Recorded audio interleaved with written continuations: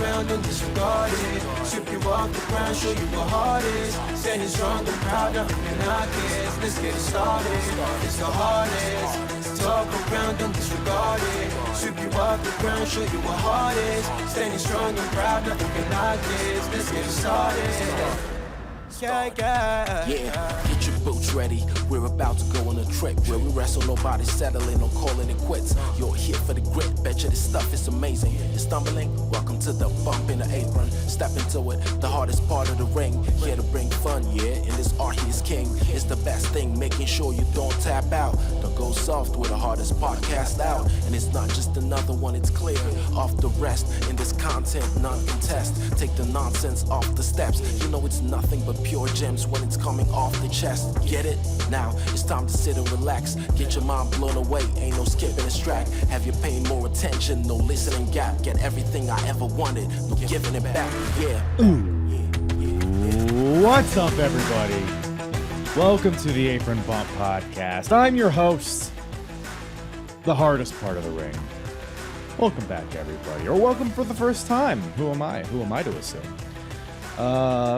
Glad to have you, either way, unless you're, Mexican, but otherwise, love my Mexicans. I love Mexicans. Remember the Donald Trump thing? Like taco bowls in the White House, whatever. I love Mexicans, or I love Hispanics. That's what it was. What a robot that guy was. But anyways, no Donald Trump on this episode, even though I've probably already fucked up my algorithm on YouTube, but just by saying that. But we do have some Ring of Honor here. You read the title. You knew. You hit play. You knew what you were getting into. We got some Ring of Honor ROH from August 2003. Got a couple shows we gonna be talking about today. We got Wrath of the Racket, which occurred on August 9th from Dayton, Ohio, ROH's debut in Dayton. And we also have Bitter Friends, Stiffer Enemies from August 16th, coming from Fairfield, Connecticut. So we got Ring of Honor kind of branching away from their Philly roots for a little bit here, for a month at least, to give us some good wrestling. You know, it's Ring of Honor. You know what you're going to get. The early days, the glory days. You got your Samoa Joes. Samoa Joe's here. He's defending his title against BJ Whitmer, who won a number one contenders, like fatal sub-7 way or whatever the hell at the last show. So they have a match on the first show. The second show, Samoa Joe actually has his first encounter one-on-one with CM Punk. Hell yeah, doggies. Suck me dry. We got Joe versus Punk, the first one. And they would go on to have, very much more significant ones in the future, but it was cool to see them kind of go at it here in the early days. Of course, it's Ring of Honor. You got a bunch of scramble matches, a lot of fun new names popping up. Some of them are kind of just independent names that are kind of just fun to talk about. Like, of course, you got Slyk Wagner Brown. You got Jet Jablonski. You got the return of Scoot Andrews and Hot Stuff Hernandez. Okay, but it's not all shit. We also get some good stuff. We get the debut of one Nigel McGuinness. That's right, 2003 Nigel popping up here. I guess he was pretty significant in the Ohio area. So he pops up in the first show, Wrath of the Racket. And very early Nigel. To me, he's on my personal Mount Rushmore of all time. So it was cool to see very early Nigel, kind of similar to what he would end up being with some minor differences. But definitely, mid-card, lower mid-card guy here, but would go on to have a hell of a run in Ring of Honor. And we get to see the start here for old Nigel. We also get the return of Steve Corino. Hasn't been on a Ring of Honor show since, I believe, the 1-year anniversary, if I remember correctly. At least he hasn't wrestled on one. But he's back to seemingly attempt murder on Homicide. I guess he's attempting homicide on Homicide, huh? Folks. So, no, but that's probably the match of the month. street fight between Steve Corino and Homicide. I don't think I've ever seen another person bleed as much as Homicide bled on this. It was comical how much blood there was. Brutal. Brutal is a word for it, but we get a lot more into it as we go forward here in the podcast. I'll put the full cards in the description below as well. So if you want to check out the description of the podcast platform or the YouTube that you're watching this on, check the description to see what's happening here. We won't touch on every single match, every single segment, but we at least touch on most of it for sure. Jim Cornette's here. We touched on it in the last episode. Jim Cornette it was like a pre-taped promo that he sent in, basically hyping up this show, Wrath of the Racket, the first show of this month. Jim Cornette makes an appearance, and it's part of it's kind of what you expect, but it's also ends up kind of taking a turn in a direction that I didn't think it was going to take. But it was hilarious either way, and it was fantastic. So Jim Cornette's here, Nigel McGuinness is here, Chet the Jet Jablonski is here. What else do you want? Well, what else could you possibly want from a wrestling review podcast? That meets all my criteria, personally. We got some crazy promos on the show, by the way, too. And I actually included some clips in the podcast just because they were so insane. Namely, Dan Moff, who that man's crazy. There's craziness behind those eyes, and we get to see some of his promo chops here, and horrifying is the word I'll use for that. But it's making things seem big. A lot of these matches, they have some great build up to them. We're still building up to Raven versus CM Punk in a steel cage, which will happen the next month. Lots going on, and who's here to help tackle all of this? Well, none other than Brent from the A Work in Progress podcast. That's right, Brent's returning to the pod. He took a break from milking his pigs on his farm in Nebraska to hop on and talk about some ROH. But you can check out Brent and the A Work in Progress podcast wherever you listen to podcasts, as well as YouTube. And they're also live on Twitch, live on Twitter. They do a lot of fun watch-alongs and reviews of old wrestling shows. A lot of like early 90s WWF, like, golden era, new generation type stuff. I feel like that's kind of his forte. But he covers a lot of stuff on the podcast, him and his co-hosts. So go check him out. Go check out the A Work in Progress podcast. A hilarious time, always. Watching his show, and always a fun time having him on here as well. And by the way, if you're listening to this the day that it drops, January 18th, or anytime around there, this Saturday, January 21st at 8 p.m. Eastern, I will be hopping on the A Work in Progress podcast, where we are going to be doing a watch along of a Royal Rumble while playing a drinking game with it. So it's a whole thing. You pick your entrance, you drink when the guys eliminate other people, you drink when your guy gets eliminated. It's a whole thing. There's a lot of rules, but it sounds like a fun time. So, and I'm sure it will be. So go check that out. If you haven't checked out his podcast, at least check that out. Dip your toes into it, and I'm sure you'll be hooked from that moment. So should be a lot of fun. So go check that out. All of his socials and stuff in the description below, as well as mine, to keep yourself abreast of when that will happen. So that, of course, follow me, Apron Bump, across the board: Twitter, Instagram, TikTok, Facebook, YouTube, YouJizz, YouPorn, apronbump.com for everything. If you want to listen to me talk about some Ring of Honor some more, maybe the previous shows, maybe you're just hopping in cold, you're like, gee whiz, hardest part of the ring, I sure would like to experience your journey thus far in the Ring of Honor. Well, I would suggest to you to go to apronbump.com, and you can go to the episodes tab at the top, and you can select Ring of Honor, and that'll filter you down to all of my Ring of Honor episodes that I've covered, starting from their very first show, February 2002, when Era of Honor begins. And I have covered every single Ring of Honor show up until now, August 2003. So go do that. It's always a hilarious time talking Ring of Honor, because it's such a unique thing, and just early independent wrestling. It's a sight to see, and we experience it more in August of 2003. So with that, might as well dive dick first into this.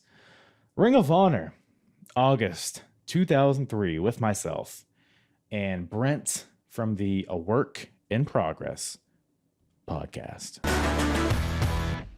You know, just in case it wasn't clear that you're from Nebraska, I appreciate you. It's my gimmick.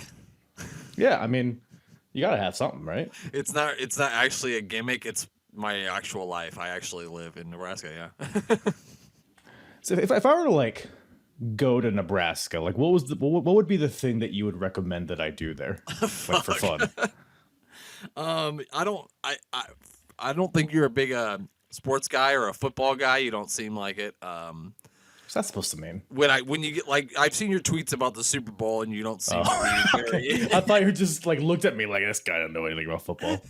No, actually, you look like a guy who would enjoy a football game, but I've seen some of your tweets regarding football and the Super Bowl, so I know that you're not a huge football fan. I do like football. I'm just not like a religious watcher, I guess. Well, you're smarter than I am because I am a religious watcher. And I would say to you, if you're going to come to Nebraska, the best thing to do would be go to Nebraska Cornhuskers football game, but I don't know how into that you would be. But really, there's literally not fucking anything else going on around here. Literally nothing. There's football for 4 months, and then the other 8 months, there's nothing. Cow tipping. I'm sure folks that live in the country do cow tip, but I live in the city, and so I have never touched a cow, nor been around a cow, nor do I. Just at the local bars. Am I right or am I wrong, everybody? Well, not anymore. I'm married now, but back in the day. Okay. Tipped a few cows back in my day, but anyways. It was hard on the back, but somebody's got to do it, you know what I mean? Yeah, you know. Does somebody though? No. Nobody.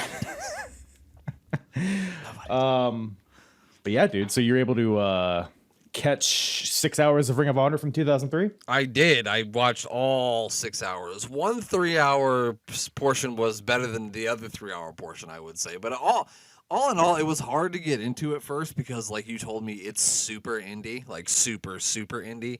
Like, I got ECW vibes from it. It was like ECW, but with better in-ring quality wrestling, at least for my opinion. Yeah. Yeah, that's fair. And it's even way less indie than it was in 2002 because now they at least got like some storylines going on. Although I will say these shows in particular, August of 2003, were pretty in-ring heavy, which isn't necessarily a bad thing, but especially the first show, I feel like it felt just like match, whereas the second night had more like storyline elements to it. So did you enjoy the second night for that reason? More so? Yeah, more so. I did enjoy the second night and the first night. And the first night, it did have a lot of in-ring wrestling, but it was a lot of shorter matches. And at times, I felt like I was watching a bunch of teenagers wrestling. I was like, look at that. These guys look like they're 17. Dunn and Marcos. Everybody in Special K. They remind me of, have you ever seen Malibu's Most Wanted? Of course. They seem like the crew from Malibu's Most Wanted is what Special K seemed like to me. If you threw Jamie Kennedy in the middle of that, he'd fit right in. Yeah, that would be his crew for sure. Yeah. Wow. Well, that just enhances them for me, now that I have that visual in my head. Well, I don't know how it couldn't. I mean, you couldn't make Special K any worse, you know? Well, no, I don't think there's any way that you could, especially because I think, like, toward the end of one of the shows, I think they were trying to, like put something in Mickey James's drink, or Alexis, whatever her name is back then. They were, like, trying to put something in a drink, and I was like, are they trying to date rape her? Because that's not cool. Yeah, I think it was the second show, right? Bitter Friends, Stiffer Enemies. Yep. I think it like opened with them trying to put something in her drink, and then it closed with them succeeding in putting something in their drink. So we'll see how that progresses. I'll keep you updated on the next show. Thank you. But it is not good. It doesn't fare well for old Alexis Lurie there. But I mean, there was some other stuff other than date raping on this show. There was. Was there? Yeah, there was some other things. Well, I guess first of all, I should ask. Yeah, so we were talking about Ring of Honor, about watching these old shows a while ago. Were you watching during this period, or have you ever been a Ring of Honor watcher? No, so I really didn't start watching Ring of Honor till, like, this is embarrassing to say, but I don't think I started watching Ring of Honor until like 2014 or 2015. Because for most of my wrestling viewing, I was pure WWE, WCW guy, and I'd never watched anything other than that. And kind of ROH is kind of my introduction into wrestling outside of WWE because I had, made some friends online and they were kind of watching other stuff. And so I was like, oh, I'll check this out. And so that was really the only time I ever watched ROH. So these two early shows that I watched for this would be my first viewing of any early ROH stuff. So did it meet your expectations as far as like what you expected? So you said like the first show wasn't as storyline heavy as the second, and I was actually surprised by both shows that there was as much storyline stuff as there is, because when I think about Ring of Honor and stuff like that, I think about just them throwing dream matches at you, like, oh look, we Daniel Bryan versus AJ Styles, or we got CM Punk versus Samoa Joe. So I was actually surprised that they had more like backstage promos and storylines going into it than I thought that they would. Yeah. Like I said, 02 was very much just like the dream match kind of thing. It'd just be like, oh, this guy who's been making waves on the indies versus the other guy that's a good wrestler, and just be that over and over again. And the shows, like in the early days, were kind of hard to get through, but these ones kind of flowed a little bit better. Like you said, there was even the promos like were surprisingly pretty good. I mean, they were clearly indie promos, but like most, I mean, you had Punk, Joe, Dan Moff, which we'll get to later. You have fucking another legend, which we'll also get to on this show, and just some good promos, good segments, I think, and some good wrestling, of course. But I guess just to open up, because you just recently watched these shows, what is like your main take? Like when you think of Ring of Honor, August 2003, like what do you immediately think of? I'm thinking of like good in-ring wrestling, because for the most part what I saw on there was just some good in-ring stuff. It didn't have too many high spots, which I thought going into it I would see a ridiculous ton of high spots. I mean, it had its fair share of high spots, but not any more than what you see in wrestling nowadays. I would say it was a lot less than you see in wrestling nowadays. So I would say good, solid in-ring wrestling when I think of ROH. Yeah, I mean, for the most part, there wasn't a lot of high spots, but I think that's because they were all consolidated into that first match, the four-way scramble match. So this is to open up Wrath of the Racket, and we'll find out why it's titled that here in a second. But this represents Ring of Honor in 2003, in my opinion. Just like a bunch of guys in baggy clothes and headbands just flipping all over the place. And it's like, you watch it with today's lenses, it's like, okay, they're just doing spots. But like in 2003, they're like the fan base, I feel like, was hungry for it, because all they had, like WWE was doing what they were doing. You didn't have WCW or ECW. So it was a change of pace from what people were used to in America, at least, I guess. But so this four-way scramble match. So we got Don Juan and Fast Eddie. You got a problem with Don Juan and Fast Eddie? I know, that's the fucking greatest tag. Don Juan and Fast Eddie seem like two guys that should have been hanging out with the Godfather. You know what I mean? They might have been. Well, I don't know if you figured this out through commentary watching this match, but Fast Eddie is legally blind. Oh, it's a goddamn miracle then. I must have totally missed that. Did you actually miss it? I must not have. I don't remember him saying he was blind, so I must have missed it. Commentary laid it on pretty thick. Maybe not as thick as they usually do, but Chris Lovey, who, by the way, is Gabe Sapolsky, who's the owner of Ring of Honor, he'd be like, oh, well, he got hit in the face with that boot, but I mean, he couldn't see it coming because he's blind. Okay, we get it. He didn't have a dog or like a stick, so I didn't understand. Nothing. Didn't have the Blues Brother glasses. Nothing. Just out there like a normal person. How dare he? That's fucking pretty goddamn impressive, though. I mean, if you got a fucking blind guy out there wrestling, I mean, you'd have to put that over on commentary. My man right? couldn't even drive to the arena, but he's in there throwing out brain busters on guys. Oh man. Or maybe his partner Don Juan is there to lead him. It's his life coach, really. It's not his tag team partner. It's his life coach. Yeah. No, that makes sense. But they're taking on the Carnage Crew, the team of DeVito and Loke and Masada, versus the SAT versus Special K, represented by Deranged and Hydro. By the way, did you gather who Hydro was? The real scrawny little Hydro guy? Yeah. The blackballed gentleman. Oh, that was him?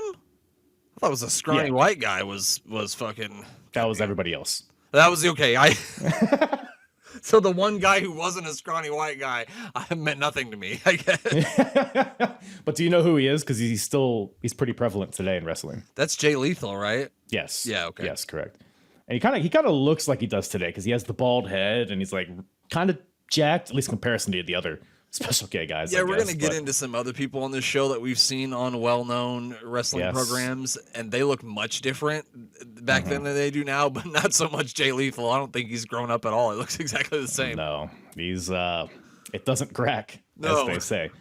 Wrestlers, that is. But yeah, this is just a very spot-heavy match with, I mean, if you just look at these guys, it kind of makes sense. It's kind of the same. There's always like a scrambly tag match on these shows, and it's kind of like SAT is always in it, Special K is always in it, Carnage Crew is always in it. What does SAT stand for? The Spanish Announce Team. Because they're Spanish. Well, goddamn, pal.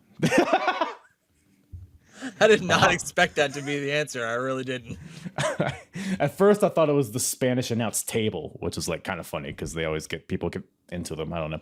Yeah. But I think I like Spanish Announce Table better. They should have went with that. Let's go with Spanish Announce Table. They're the Spanish Announce Table, and they're the inventors, or at least the like innovators of the Spanish Fly, which we see lots nowadays. Oh, so they're the fucking ones, huh? Look, it was cool when Jose and Joel were doing it. Now everybody's mother is doing a Spanish Fly. You know, 6 guys are doing it all at the same time on the top rope, like a fucking synchronized swimming show. off a ladder that's hung on another ladder. That's that's 50 feet in the air. Yeah, of course. And it's just a transition spot. But in 2003, it was pretty cool. Yeah. They busted out on Jay Lethal here in this match, which was fun. We get a double Doomsday DDT by Special K. I mean, it's just a lot of crazy moves I have listed here. We got Deranged does a springboard as his pants are falling down. SAT catches him and does this crazy, I don't even know how you describe it. It's like a pendulum. It's like a stretch muffler, but then you flip them 360 and slam them. Yeah. Like a double team. It was He should have been dead. Yeah, I mean, I think they did it both nights. Both nights too. I think you're right, yeah. Dope move. But any other like spots catch your eye specifically in this match? Not really. Like you said, this was just a bunch of fucking guys flying everywhere. It was really just a mess. The Carnage Crew guys look like they just got off of their construction job, which I think that's their gimmick. Yeah, it's they're like. By the way, Carnage Crew they cut a promo. I think it's the second night. There's some of the best mic guys in Ring of Honors and on their roster at this point, because it's like their character is very like cut and dry, but they sell it perfectly. They're like Briggs and Jensen kind of from NXT, but with more of an edge, but more believable, right? And not jerking off. You know what I mean? Maybe. Well, you don't know that. Maybe they are. I don't know. I'll put out feelers to those guys and ask them if they jerked off. Speaking of feelers, anyway. But Fast Eddie, he's blind, but he's still moonsaulting, but he like flies into the crowd, which is like, okay, well, you're blind. You probably couldn't see where the guys were, so I can't knock him too hard for that. Goddamn, pal, you're blind. But, you're blind, pal. You got no seeing eye dog. You jump into the crowd. You don't know. It'll be amazing. Goddamn, pal. Dixie trips up low. So, by the way, are you familiar with the Code of Honor? Yeah, so I realized that they were very upset with Special K for cheating to win here. They were, Chris Lovey specifically was absolutely disgusted, quote, that's to quote exactly, him. Yeah. He's, because the Code of Honor, it's shaking hands before and after the match, but you're also not supposed to, interfere in matches. You're not supposed to hit the referee. You're not supposed to, no sneak attacks, which they did pretty much all of in this match. And it led... They broke all the Code of Honor in just the first match. The commandments within the first 10 minutes of your viewing here. Yeah. But Dixie trips up HC Loca in the ring, and this allows Deranged to hit a springboard, Hurricane a pin to get the win. So Special K wins here, breaking the Code of Honor. But somebody else is pretty disgusted, not just commentary. A man with a racket who is going to unleash his wrath. James E. Cornette comes out.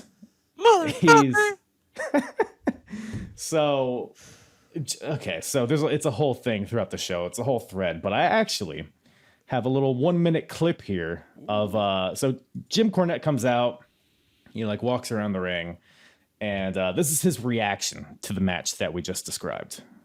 Jim Cornette right here in Ring of Honor making his debut, and I think he's seen enough. But why is Cornette here? Cornette, but doesn't reach out far. And there you see Cornette going up to ring announcer Jeff Gorman, who used It was nice of you to splurge on 10 more feet of cord, you idiot. Cornette's in a bad mood. Yeah, so I guess like the cordless mic wasn't working or something, so everybody that had to cut a promo had to like walk to the aisleway to get this stupid corded mic. Very good start. Good way to show yourself to Jim Cornette here. What the hell was that? Cheating! That's what it is. Do you call that a wrestling match? Yes, I do. I didn't punch him out. Oh, shut up. Nobody asked you. If I weigh shit out of you, I'll squeeze your head. It looks to me like all four of you went to give blood and forgot to say when. I felt like I was having flashbacks from drugs I haven't even taken yet. I guess Cornette's not a fan of tag team scrambles. I didn't come out here to watch a bunch of scrambled eggs, to watch a bunch of wrestlers get in the ring and look like they were poured into a blender and somebody hit puree. I came to introduce a classic tag team. Tag team. So the Midnight Express music plays, which pops everybody, I guess. Yeah.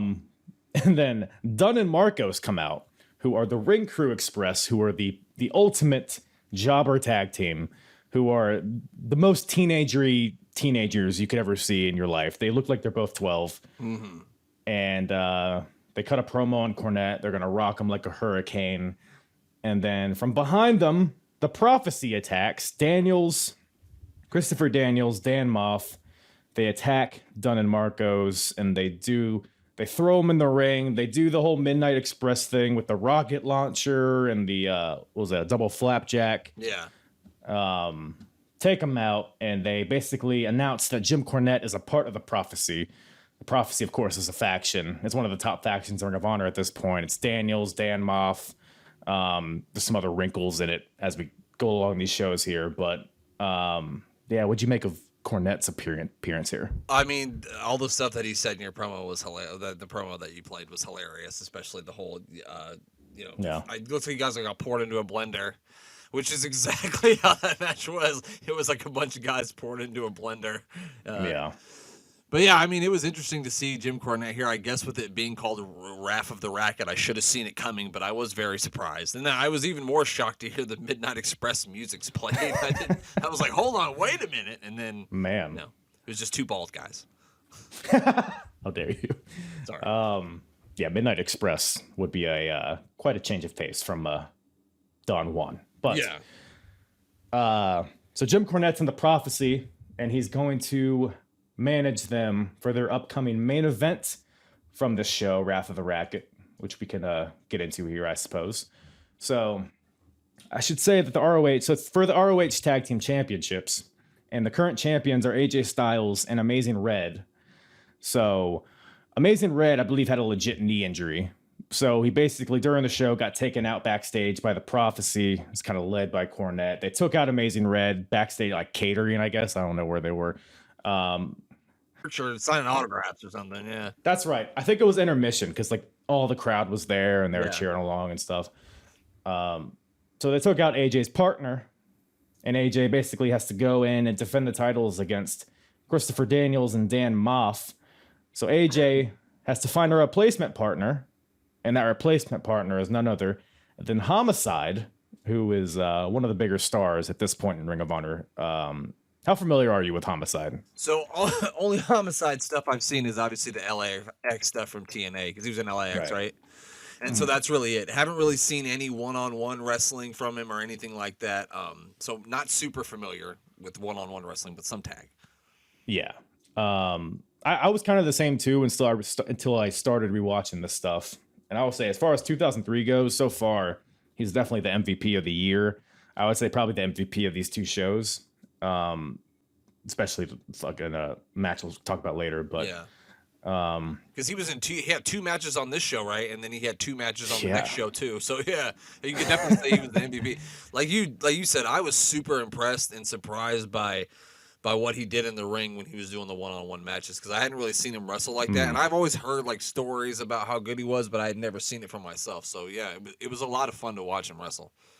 Did you have any like takeaways from this? Because he had matches with Chris Sabin, And then he had a match with Prince Nana the next night. Those are kind of the lower tier matches he had. Did you have any thoughts on those matches?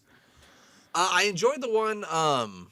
The one with Nana was kind of like a throwaway match because he was just kind of out there talking shit. And Nana kind of strikes me as like a jobber guy in ROH. He ends up being more of a manager presence than anything. That's what he's known for. Doesn't he become like Jay Lethal's manager in later years in ROH? I think so. It's not the Kingdom, something like that.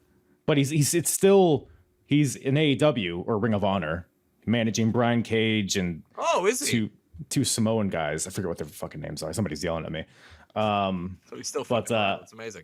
Yeah, he still pretty much looks the same. Still doing the same deal. He ends up managing like Jimmy Rave and Claudio Castagnoli, and he has a big.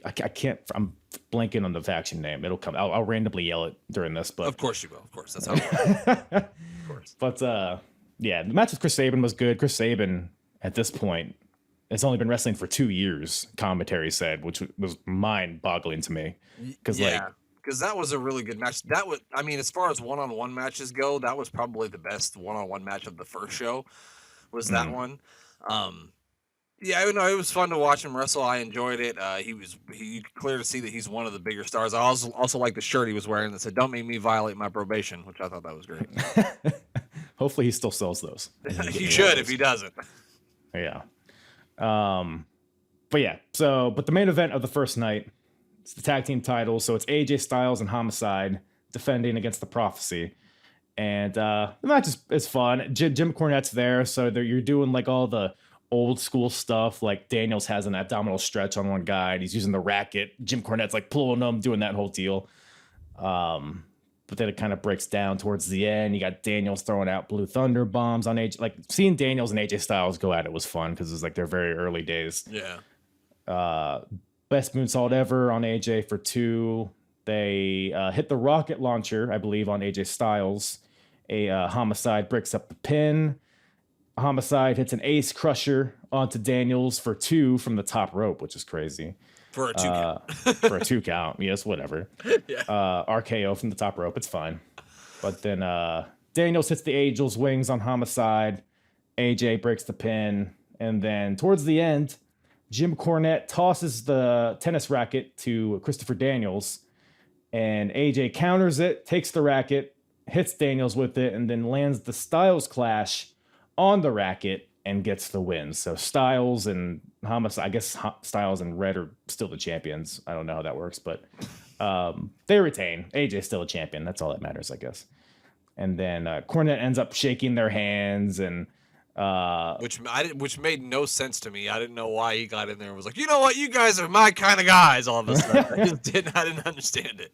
Well, he ends up cutting a promo to close the show. He's like, I was wrong. Like, this style of wrestling, I love it. You're great. I'm gay. You're sexy. Like, right. I'm paraphrasing. But the same things I said to you when we first turned this podcast on. Yeah. I mean, I was recording when you were doing it. So that's fine. We'll put that in the Patreon. But Cornette shakes their hands. And Prophecy, I gotta tell you this, Prophecy hates shaking hands. So they beat the shit out of Jim Cornette, and then Samoa Joe comes out to make the save because they're beating on Jim Cornette. Joe runs them away, grabs the racket, and just the visual of Samoa Joe standing there with a tennis racket as Jim Cornette cuts a promo was just amazing to me. I don't know, it showed how good Ring of Honor was doing at this point. And like Samoa Joe at this time, he kind of looks like Surfer Dude Joe. He doesn't look like the mean Samoa Joe. He just reminded me like a surfer because he's got the bleach blonde hair and then that weird like necklace that he was wearing. And I felt like he was gonna go catch some waves, bruh. That's what I he felt. Was. Some of those, and hey, I'm not. Don't tell him I said that either because he'll. Everybody goes through a highlighted hair phase with the necklace. Well, not in Nebraska. You don't. You go into an overalls phase where you wear overalls. I'm still in it too. Okay.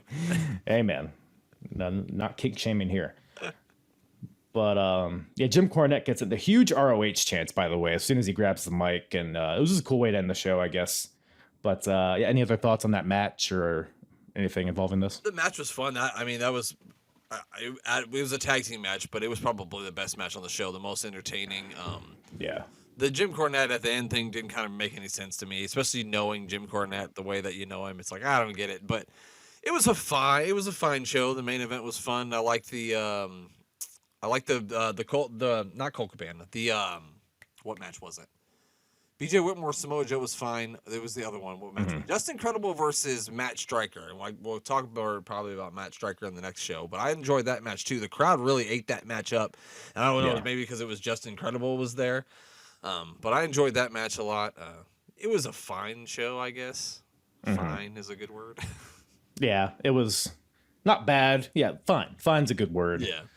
But they progressed a lot of storylines and I guess built up some people. One you named is Matt Striker. And might as well talk about that first match. So he had a match with Just Incredible on the first night. And I should say that the first night was Ring of Honor's debut in Dayton, Ohio, which they would end up going there all the time. But this is their first time going there. And Matt Striker's like kind of a hometown guy. He's like an hour away from Dayton. But and then he's going against Just Incredible, who was fresh off his WWE run. Still pretty fresh off of his ECW run, I guess, just a few years. So Just Incredible still got a lot of cachet in wrestling. But yeah, I enjoyed this match. I thought Just Incredible's heel work was really good. Like, because he came out to a huge ovation. Like, the crowd was really behind him. Yeah. But then he's like doing the whole deal where the ref was distracted and he made like a punch noise. It's like, oh, he closed fist punched me or whatever he was doing. Yeah. And then Justin like starts walking away and grabs the mic and he's like, yeah, you people are disrespecting me. And then he leaves and then Matt Striker goes and stops him. But yeah, I thought it was a pretty fun, it was kind of a brawling style match because Matt Striker is generally like the technical, pure wrestling kind of guy. So it was interesting to see him out of his element here. But yeah. Yeah, what was your things where I only seen Matt Striker as a comedy act, in WWE he was a fucking teacher or whatever. So this is not the same Matt Striker. That's not the same Matt Striker. No. Okay. I didn't think so because I'm looking at him and I'm like, it doesn't look like him, but maybe he got some sort of makeover. He's got a unibrow. They wouldn't allow that in WWE. It's just so strange that there's two wrestlers and they're both Matt Striker. This is Matt Striker with a Y, sir. Ah, my bad. Yeah. Yeah. So that just changes your whole outlook on this. It this does. match, It's right? like a whole new. I didn't think it was him, but then for some reason I'm like, there's no fucking way that there's two Matt Strikers. It's not possible. Well, I'm gonna tell you this: there is. I don't think it's either their real names, but yeah. But yeah, Matt Striker. He's kind of he kind of just faded away after a few years because he was kind of a Dean Malenko type. He's like a good wrestler, not a ton of charisma, but for these early days of Ring of Honor, he was good. Yeah. Man, Just Incredible's there. They're fighting in the crowd. Incredible ends up getting busted open on a post. Then Justin slams Matt Striker on the floor. So you're seeing a lot of, like I said, these like brawling type of stuff that you wouldn't normally see out of a Matt Striker match. And Matt Striker, they're really pushing him at this point. I don't know if you noticed, but on the top 5 rankings, he was number 3, which, by the way, what'd you think? I don't know if you even noticed, but what'd you think of the rankings that they were going with here? So I liked their rankings because it seemed as if the people that were in the top rankings were getting title matches. Rankings are good when you're actually using them for what they're intended to do, but rankings aren't so great when you've got a top 10 and the person who's number 9 is challenging for the championship because that doesn't make any fucking sense. So I'm fine with it because they're doing what they're supposed to do with the ranking system, at least from what I've seen so far. Yeah, for sure. And that was like a commentary would push that along, like, oh, he's number 3, but if he wins this, maybe he'll get pushed up to number 1 or whatever. So added some stakes to a lot of the matches. But ultimately, Just Incredible hits that's incredible tombstone pile driver for like a 1 count. Was there like a botch here? Because the crowd seemed to be like, you fucked up. But it just seemed like a kick out to me. Or do you remember that spot? I remember him kicking out early, which was a surprise because he hit like a fucking pile driver or something. And you see a 1. I think that might have been why it looked like it was a botch because you just don't expect a 1 count from there. But it didn't seem like a botch to me. It looked like he just got his shoulder up. Yeah, fighting spirit and all that. But Matt Striker ends up hitting the Death Valley driver, which he calls the brow because he has a unibrow. Anthony Davis stole that shit. From Matt Striker? He did. From Matt. He was watching ROH and said, that's it. I'm going to be the brow. I'm going to be the Matt Striker of basketball. Yeah. Who would want to be that? It's what everybody strives to be. If I could just be the Matt Striker of basketball. I mean, we're just trying to be the Matt Strikers of podcasting. That's all I ever hope to be. Yeah. But I liked how like the end there was like a big struggle for that Death Valley driver. Like Credible kept countering. He ended up like rolling him up in a crucifix, but Striker like rolled through, put him back up, and then hit it. So lands it, beats Just Incredible, and pretty big win for old Strikey boy. Very fun match. I enjoyed that match a lot. So you're a big Striker guy, is what I'm gathering. At this point, yeah, because we're going to talk about his next match on the next show, which I think he faced BJ Whitmore. And Yes, I thought that was a really, really good match, too. It had a lot of technical wrestling. They got into some high spots when they needed to, but there wasn't too much. It was hard hitting. I really enjoyed that one. Yeah. And it was it had stakes to it. It was to get into the Field of Honor tournament, which the Field of Honor is like commentary was like, if you know what it is, can you call Colt Cabana and let him know? Because he's very confused. He doesn't know what's still going looking on. to this day. Ace Steel's like, I'm gonna fucking bite somebody if somebody doesn't fucking tell me what the Field of Honor is. I swear to God, I will bite a motherfucker. Brother, this show started with a big like close up of Ace Steel, and it's like, if there's anybody in this world that's gonna bite me, it's this guy right here. Yeah, he has. I'm gonna fucking bite you face. It's it's something, but no biting in this match. Matt Striker and BJ Whitmer on the second night. So the winner gets into the Field of Honor tournament, which is going to be a 8-man round robin tournament. And I don't know if it's for the pure title or if it's just like a tournament. I assume they get a title shot of some sort. The winner does. It strikes me as like a bunch of guys that are like on the cusp of being a main event guy, but need like a big win. So makes sense to me, I suppose. But It's a good way to get over an underneath guy to, a bigger status, have him win a tournament. Yeah, it's a good way to go. Time tested way of doing it, I suppose. But yeah, good stuff here. A lot of suplexes, a lot of submissions. There's a lot of points where they're like mirroring each other. Like a guy will do a fucking dragon screw and then a submission, and then the other guy will do the same thing. And so good storytelling from that aspect. But towards the end, BJ goes for his exploder, but Matt Striker fights out of it, and BJ like grabs his arm and tucks it under him, and then he hits it. But then it's for a 2 count, I believe, and then they both get up. They both go for rolling elbows. They both hit it. Double knockout. Or I'm sorry, it ends up being a time limit draw, but they're both essentially knocked out. And then the crowd's like, 5 more minutes. This is bullshit, all that. And then Gary Michael Capetta comes out, who's like the on-screen commissioner guy. He's like, you know what? You're both in it. And then everybody's happy, and then they all kiss. So, and like if WWE did something like that now, people would be on the internet just bitching and moaning. What do you mean in a match and now they're both in it? That's stupid. Yeah, I love Gary Michael Capetta as the voice of reason. That makes me really happy. I don't know why, but it does. He's a very, I don't know how to describe Gary Michael Capetta. He's very like, not jittery, but he's just like a very feathery man. Feathery is a fucking great way to put it. I never thought of it like that, but you were right. He is one feathery motherfucker, isn't he? He's an excitable boy, but like you said, he's laying down the law here, so putting his big fat cock on the table, and they need to hire him as the general manager of NXT. Then we fucking make sense of all this sometimes. There we go. And then when War Games comes ahead, he's like, War Games. Ladies and gentlemen, it's time for War Games. Like that. Wasn't he he was a ring announcer, right? Yeah, he was. Yeah, back in the day? That's right. That's probably why it makes me so happy, because he's like the early days of WCW ring announcer, and so it takes me back to my younger years hearing his voice. Right. What a journey his career's been. Old school WCW ring announcer, and now an on-screen manager for Ring of Honor. Does it all, man. Who would have thunk it? Not me. Not me. Not this wrestling podcaster. I'll tell you that much. But we were talking about a scramble match earlier, that tag scramble. But then we had a singles scramble on night 1 as well. Listen to these names. We got Scoot Andrews versus. Sorry. Are you disrespecting the Black Nature Boy? He's sorry. Yeah, no, he's woo. Yeah. Wow, I didn't realize he was calling himself the African American Nature Boy.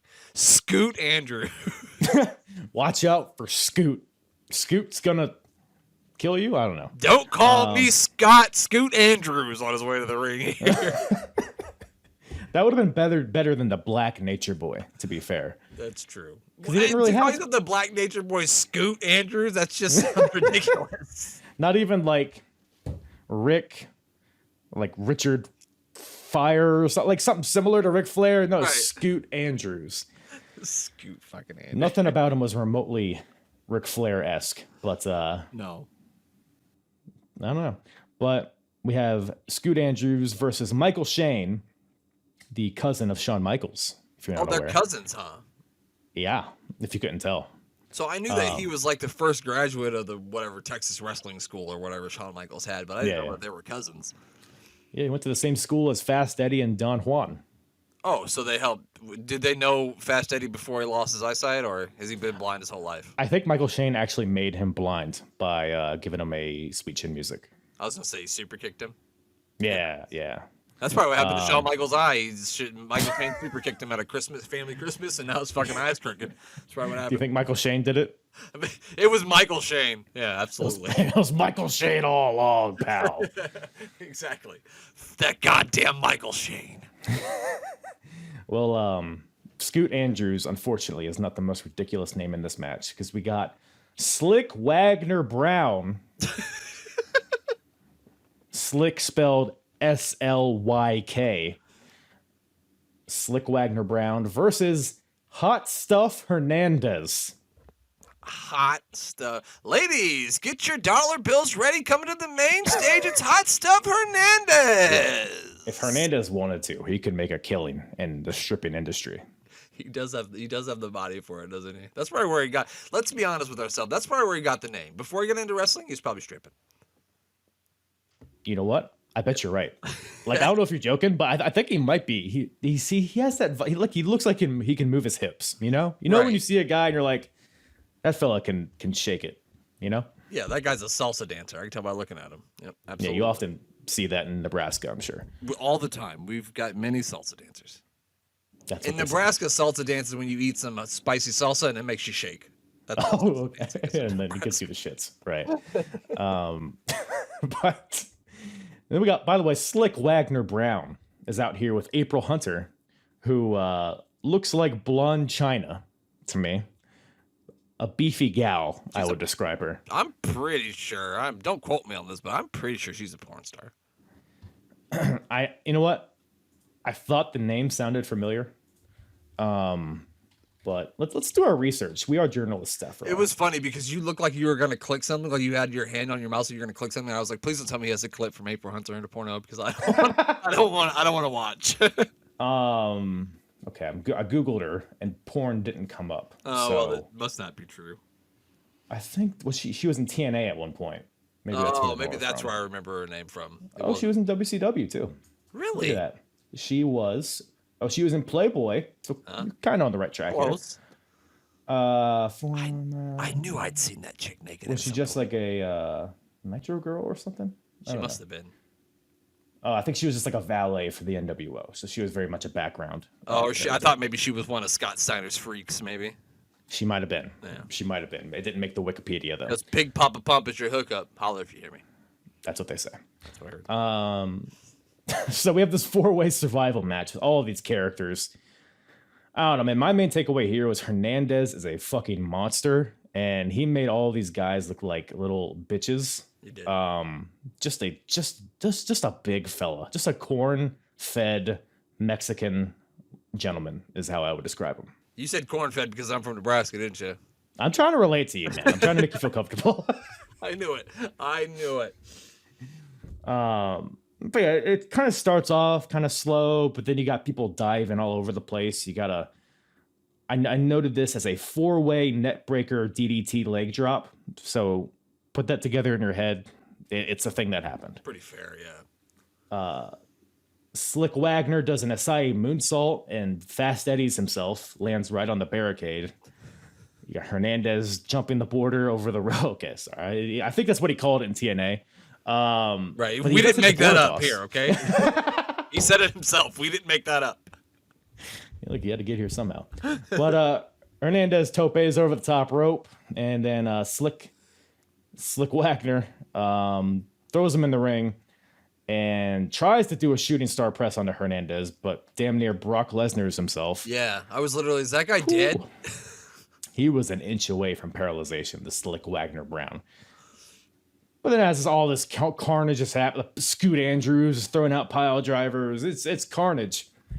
But then Michael Shane just wins with a fisherman DDT. So, yeah, the cousin of HBK gets the Duke here over Scoot, Slyk, and Hot Stuff. What I like about these 4-way matches is that they have to like tag people in, and it's not just like 4 people running everywhere. And I wish you get more of that now in wrestling, because like I can't stand triple threat or 4-way matches anymore, because it's just the same shit where you got 2 guys in the ring, 2 guys laying outside, or right. It doesn't work for me. So I did like the concept that you could tag in and out. This match did get a little bit sloppy at times, but I would say Hot Body Hernandez was the star of the match, and how could he not be? His name's Hot Body Hernandez. Right, exactly. And Hot Body Hernandez. It should make a comeback. He's still out there wrestling. Yeah, I believe so. Might as well just throw a hot body or a hot stuff in front of it and then call it a day. You have a new stripper gimmick. I think it works. You bring a pole to the ring with him. There we go. Anybody got Scott Demore's email? I'm gonna send that to you. What was the fat chick thrillers? What was that? Buff Bagwell and Mike Awesome. Mike Awesome. Yeah, that could be it could be a reinvention of that. We could workshop it. I like it. I think we have. There's a lot of money left on the table. Hot Body Hernandez, hit us up. We got an idea. Just fucking 45-year-old Hernandez and a There white was a beater. guy in WCW called Hard Body Harrison, and he ended up being like a terrible person. But anyway, I don't know why. I don't know why I thought about that. But it's just Hard Body Harrison, Hard Body. I don't know. You often think of Hard Body Harrison. I think of hard bodies all the time. Well, I got a couple hard bodies for you right here, because we got the HWA heavyweight title #1 contendership on the line. Who's your favorite HWA wrestler of all time? Nigel McGuinness. Because it's not Chet the Jet Jablonski. If Hold your name on, was Jet Jablonski and you wanted to be a fucking wrestler, wouldn't you just change it? Why would you keep Jet Jablonski? That sounds like a hockey player. That's not all. He's the czar of high flying kick ass, the Chet the Jet Jablonski. No. Out here looking like the third member of Chronic. He does. He does. The lost member of Chronic. Jet the Jet Jablonski. Look, he was better than those guys when they were in Chronic. So that's true. All the love to him. But yeah, we got the debut of Nigel McGuinness going against Chet Jablonski. And I guess HWA, a local Ohio promotion, and giving some guys the spotlight that haven't gotten it yet. But seeing Nigel McGuinness in this spot is hilarious to see, because he would end up being a Mount Rushmore Ring of Honor type guy.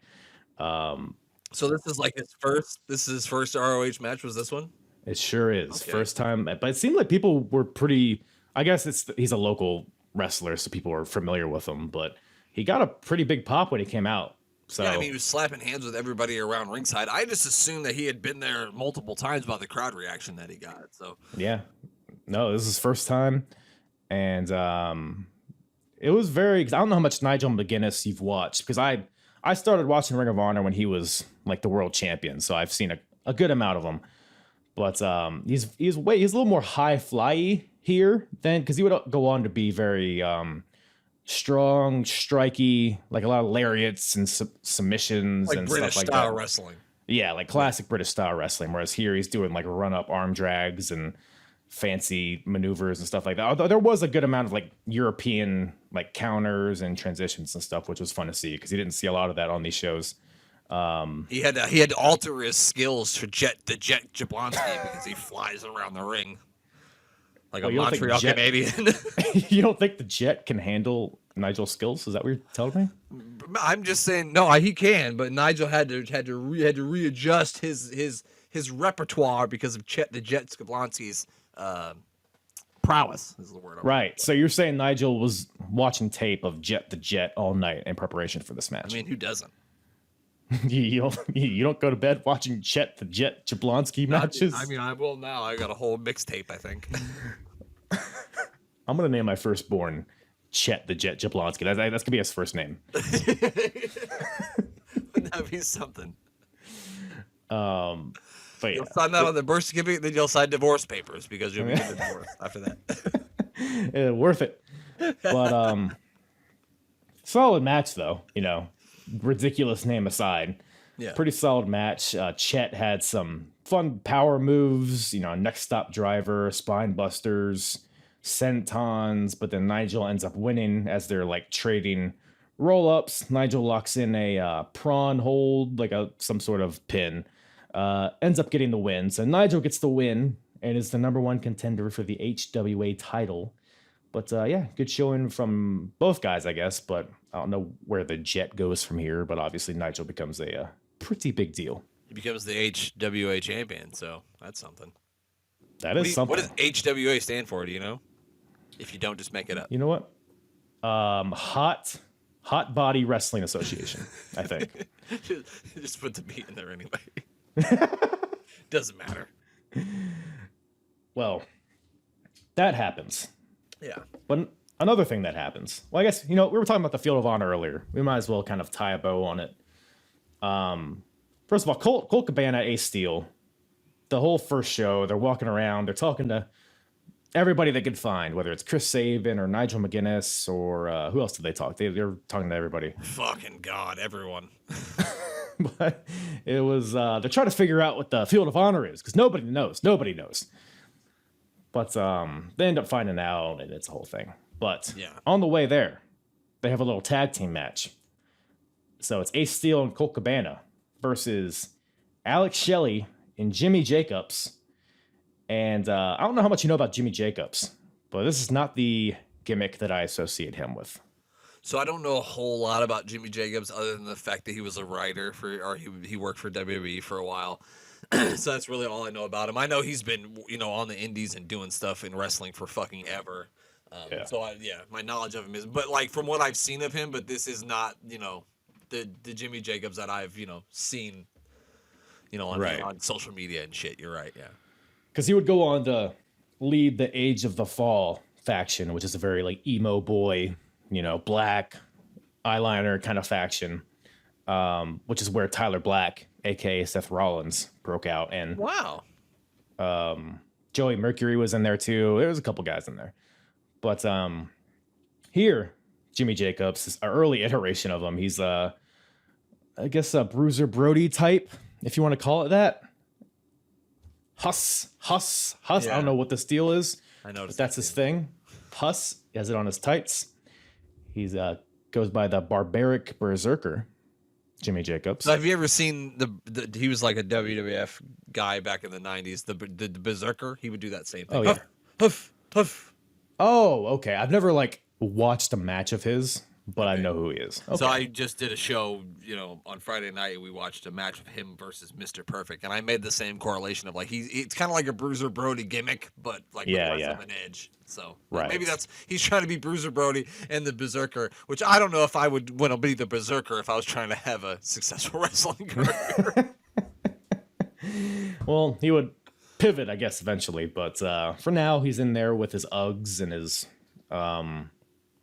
just doing his thing. And then you have Alex Shelley just being Alex Shelley. He's very kind of a because he's like a very charismatic guy.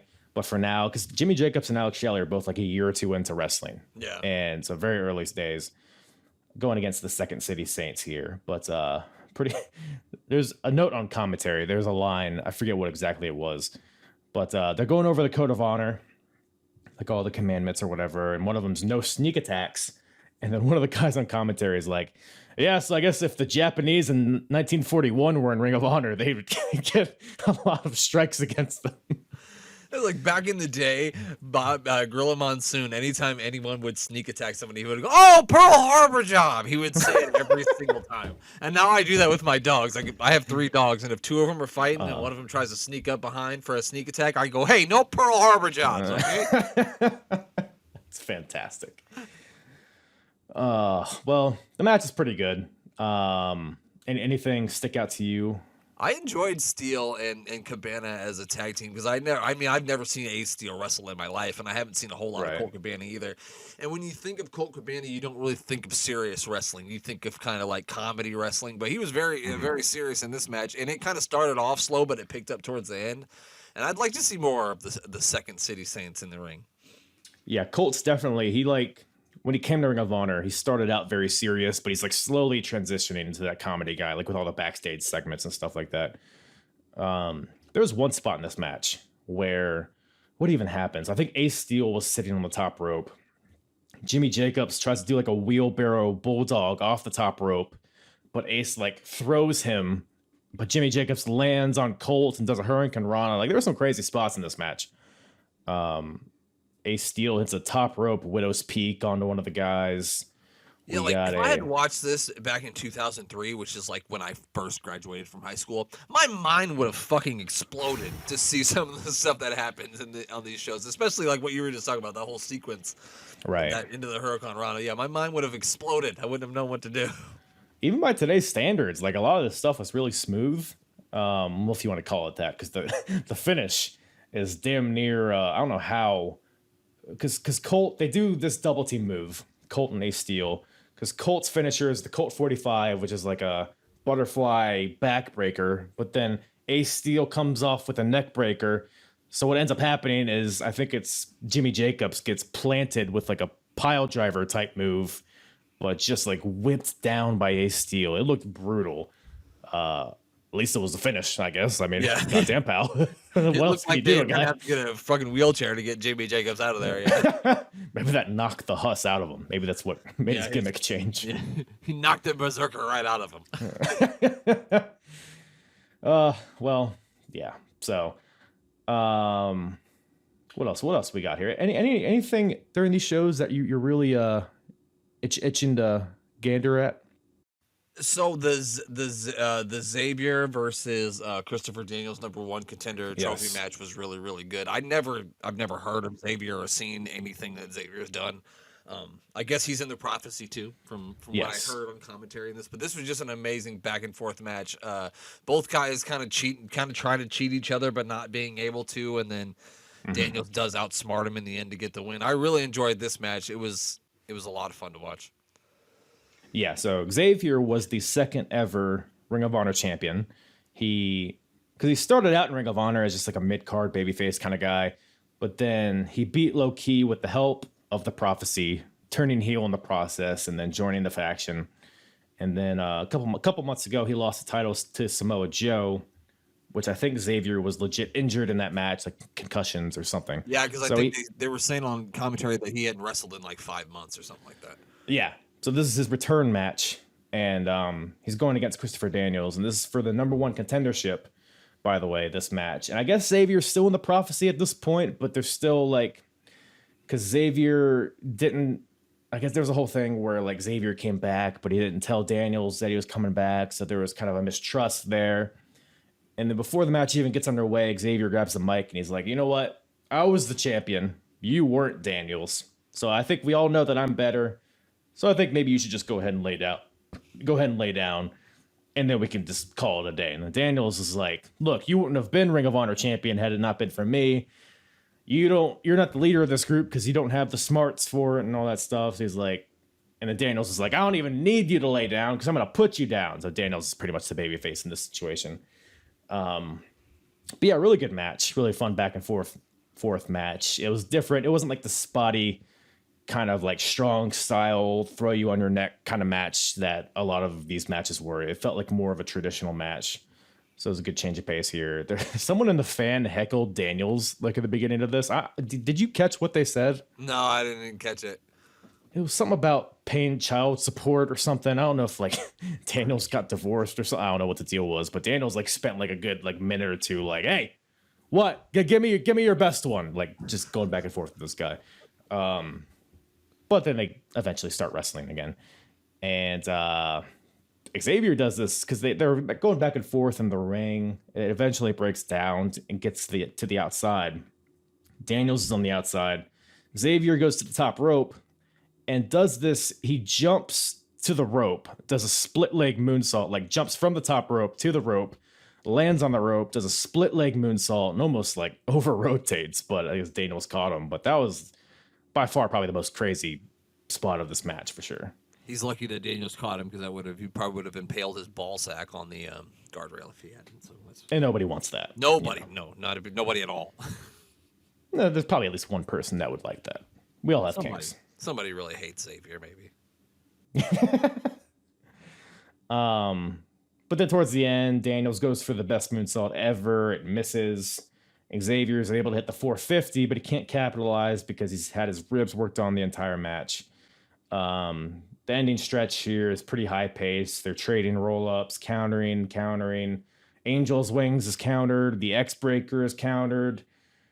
Xavier rolls him up, puts his feet on the ropes, but the ref sees it. But then Daniels capitalizes and rolls him up with the tights held, but the ref doesn't see it. So like you said, Daniels ends up outsmarting him to get the win here and becomes number 1 contender and will face Samoa Joe at Glory by Honor. But yeah, I love the storytelling of this match, love the pace of it, and really tickled my pickle. I 100% agree. My pickle was also tickled. That's hard to get out. You're just all flustered because your pickle's tickled. Yeah, that's right. I think. Goddamn. It's hard to talk when your It is. It really cock is. So we got a Samoa Joe match versus. So the first night, Samoa Joe defends his Ring of Honor title against BJ Whitmer. And BJ also kind of a hometown guy, I suppose. He comes in wearing a mask. I guess his nose was broken. I don't know if it was or wasn't or what the deal there is there. But he loses the mask almost immediately. Ends up being a very hard-hitting match. A lot of suplexes, a lot of strong strikes. Samoa Joe busting out the old leg kicks. So when he like sits the guy down in the corner between the barricades and like kicks his face into him. Yeah. Really good stuff there. Yeah, what'd you think about this match? This one was fine. I don't know. For me, it wasn't really that great. I don't know what it was about it. I just couldn't really get into it. There was another match that Whitmore had the next night with Matt Striker that I thought was really good, but for some reason, this one just didn't click for me. Samoa Joe also has a match the next night, which I'm sure we'll talk about with CM Punk, which is awesome for me because I've never actually seen CM Punk and Samoa Joe wrestle each other. Because the only time I ever seen CM Punk was with WWE, and the only time I ever seen Samoa Joe was really in TNA and WWE, and they were never there at the same time. So for me, that was all brand new. So I thought that was really cool. But for this one, it was okay, but it just didn't really click for me. It had a fun like last 2 minutes, but otherwise, like I agree with you, it didn't really click with me. But ultimately, like there's like BJ hits his exploder, which is his finisher. Gets a fun near fall, another like backdrop driver type of move for another near fall. But then Samoa Joe hits a triple suplex. I think he ends up calling it like the Chimera plex or something, where it's like a German suplex followed by a dragon suplex followed by a tiger suplex, and that gives Samoa Joe the win. I kind of like Samoa Joe in this era because he's kind of like Walter. Like he doesn't really have a finisher. He just kind of hits the guy until they stay down. Yeah, because he always ends the match like in a different move. But Samoa Joe gets the win here, puts him over. I guess clearly he's the champion. Right. And BJ looks good in defeat, I guess, and then goes on to be in the Field of Honor. So all's well that ends well, I guess. It all worked out for BJ Whitmore in the end. BJ, yeah. He was with ROH for fucking ever. He was like a judge on the pure title match at the last pay-per-view they did, I think. So he's still in the picture a little bit. Yeah, because I remember when I first started watching ROH, he had like a fight without honor against Steve Corino, and this was in like 2014 or 2015. And this shit was like, yeah, it was super fucking brutal, and it's always a match that I think of and I go back to when I think of like hardcore matches because they were bleeding everywhere, and then Steve Corino gets like a whole thing of fucking rubbing alcohol and like takes the lid and pulls the tab off and pours it all over his head, and it was a sight to see. I didn't know BJ was wrestling that long. Yeah, he was bald. He was bald by that time. That bald BJ. Was gone. Was that his name? Bald BJ? Everybody loves a bald BJ. Anyway. That'll be that. That's just audio from you that I have now that I'll use however I want. I hope you make that into a ringtone. It's my alarm in the morning. My wife's like, what the hell is that? Mind your own business. Take a hint. But speaking of bald BJs, we got a non-title match between Samoa Joe and CM Punk, which you just referenced. And non-title, it's like whatever, because Samoa Joe and Punk are both in the middle of feuds at this point. So this is really just an exhibition match. So I was fine with it, I guess, because Punk is in the middle of his feud with Raven, and Punk is going to he ends up challenging him, or Raven challenges him. I forget which way it is, but they're gonna have a Clockwork Orange House of Fun match at the next show, I believe. And Samoa Joe 21 days. They said it on commentary 108. That's right. That's right. And Samoa Joe is going on to face Daniels, so they're both kind of focused on other guys. But it's like, you know what? While we're here, we might as well kick the shit out of each other.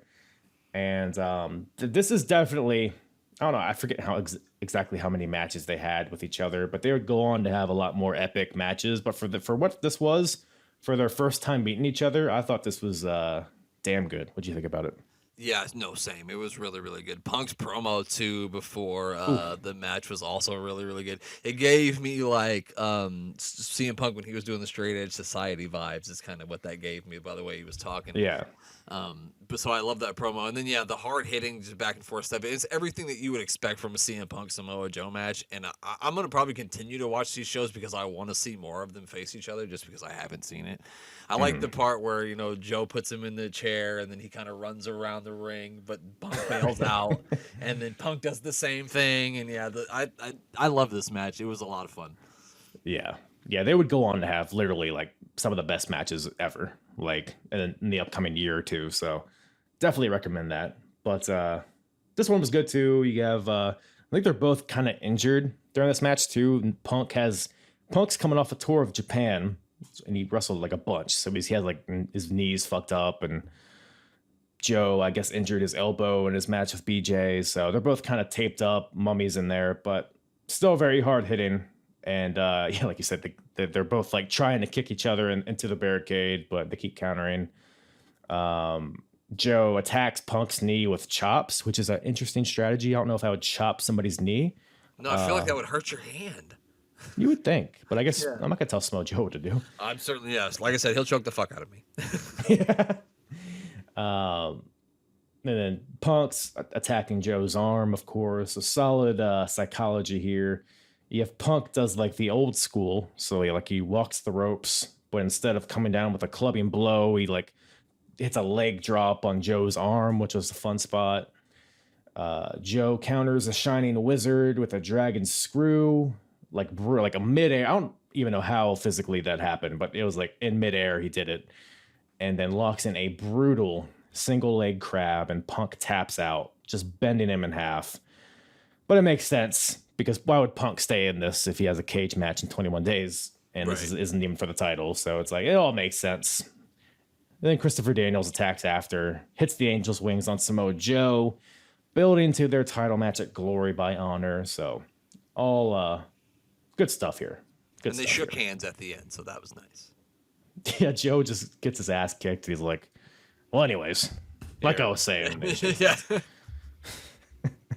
The funny thing, too, is like CM Punk all night was like, where's Christopher Daniels? And then Daniels is out here beating up Samoa Joe, and he didn't fucking confront him then, did he? Well, he tried to. His knee was hurt. That's true. He did try. He was hobbling. He was a hobbling boy. But personally, if I were to like look at this month and pick an MVP, I kind of mentioned this earlier, but I would probably give it to Homicide because had a ton of matches. We talked about his matches with Sabin and Prince Nana earlier, and the main event tag match from the first night, but probably my favorite match of this entire month was his no holds barred match with Mr. Steve Corino. And I would say there was a good amount of blood in this match. Would you agree or disagree? Yeah, I would say, yeah, there was a decent amount of color in this one, yeah. It was comical how much Homicide was bleeding in this match. It was just... I don't know if I've ever seen anybody bleed that much. Maybe like John Cena that one time in like 2005 or whatever. Or against JBL. And then I quit match. Yeah. Well, Umaga too. who else is it? I think it was the same person. Or New Jack used to bleed a lot too, and it gave me some New Jack vibes seeing all the blood coming off of Homicide. It's like every square inch of his face was red. It was insane. Then like Corino was like taking his fingers and like putting in the cuts, and man. The funniest thing was when they're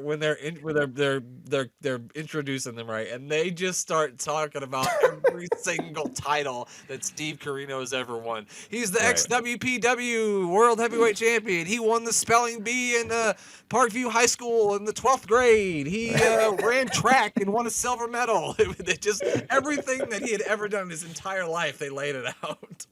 Dude, it was like those couldn't have all been real titles. It was like the HPA Intercontinental U.S. Tag Team Champ. Like, what are we doing here? But Homicide gets a chair and just sat down. yeah. Bobby, because I don't think Bobby Cruz was the ring announcer the entire night. I think Corino, it was like Corino's personal ring announcer.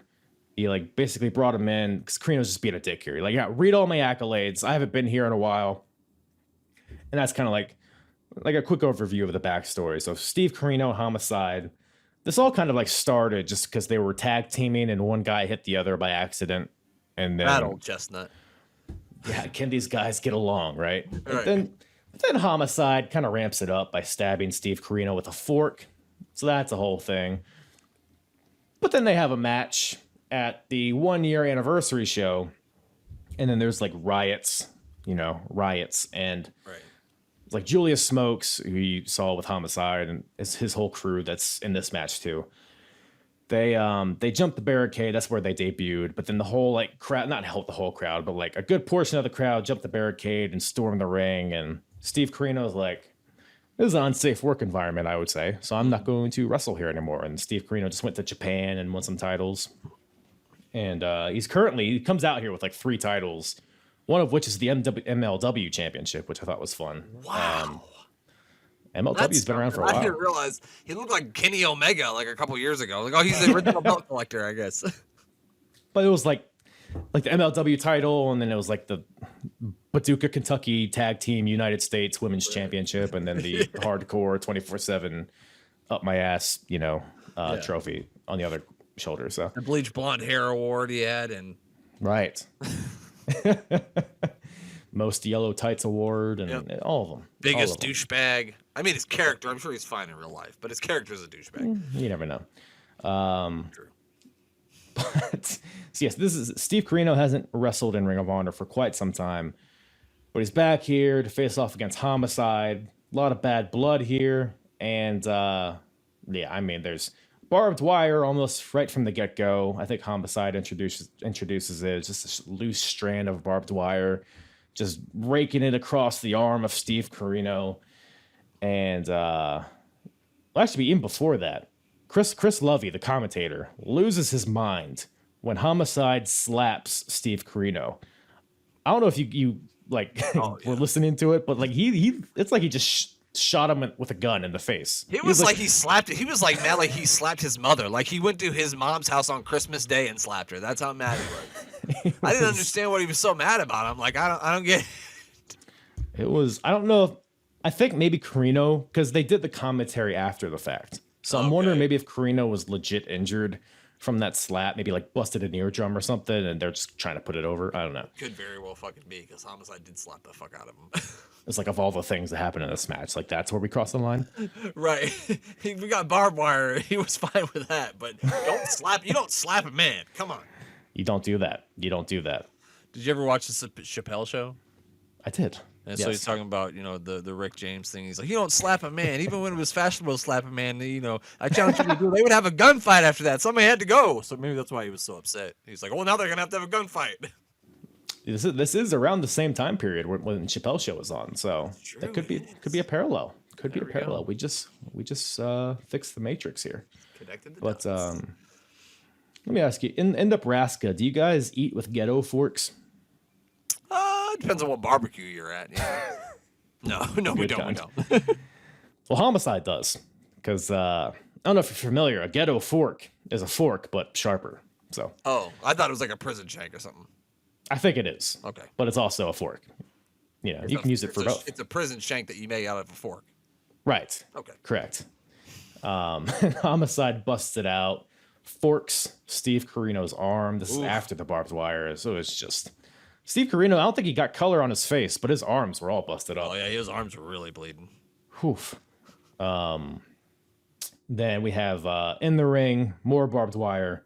Steve Corino hits a big old pile driver on Homicide for a 2 count, throws him right outside, pile driver through the ringside table, and they brawl around the ring. I think Homicide ends up getting busted open on a barricade, right?